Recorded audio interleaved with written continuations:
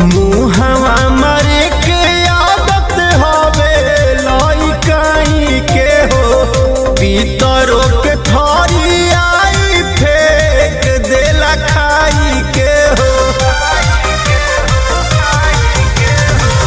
मुहवा मरे के आदत हवे लइकाई के हो, पीतरो के थरी आई फेंक देला खाई के हो। आई जाला दिल तक जेकरा जेकरा पता के जेकरा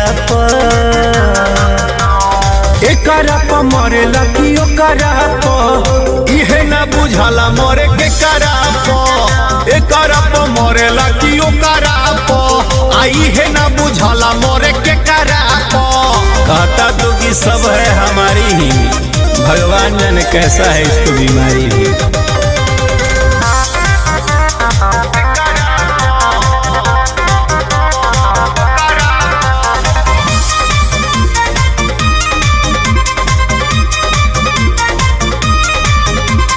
जौन मिलेली हसीना पहले बाबू बाबू कहेला, मौसम बने के बाद एको बात नहीं सहेला।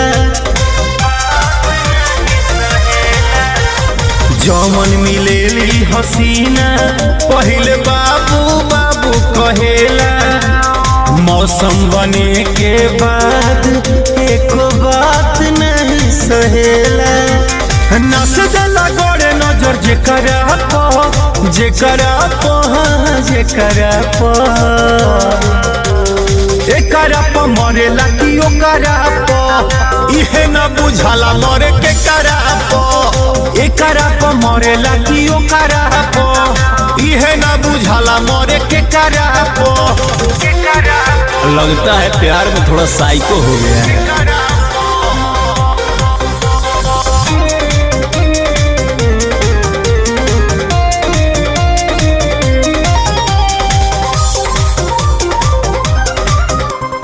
कुंदन राखे से रोजाना एकर बनत रहेला कहानी, साचो ई कतना लोगन के चूस गइल सारा जवानी। अंगद मंजय रोजाना एकर बनत रहेला कहानी, मंगल बाबा ई चूसलस कोई जानी के चढ़ल जवानी। कि आज डलल नजर बटे हेकरा प, हेकरा प, हाँ हेकरा प। अरे बचो एकरा प मरेला कि ओकरा प, इहे ना बुझाला मरे के करा प। एकरा प मरेला कि ओकरा प, इहे ना बुझाला मरे के करा प।